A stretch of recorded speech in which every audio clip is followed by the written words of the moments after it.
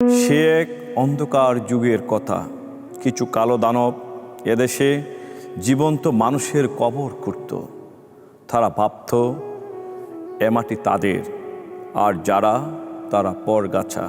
তারা তৈরি করেছিল মানুষে মানুষে বিভাজনের বার্লিন প্রাচীর। আবু গারিব কারাগারে বন্দী ছিল এদেশের গণমাধ্যম।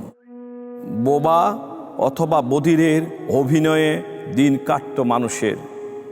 মুখ খুললেই অপহরণ বা আয়নাঘর ছিল ঠিকানা তাদের।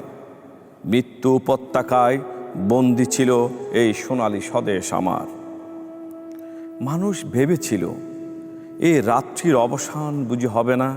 মানুষ ভেবেছিল সুবেশ হাদিক ভেদ করে কি আর সূর্য উঠবে না। অন্ধকারের অতল গুহায় আর কত রাত্রি যাপন।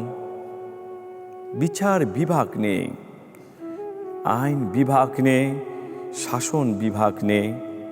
কেবলই একটি মুখের বিশ্রী আওয়াজ দূষিত করত এদেশের আলো বাতাস।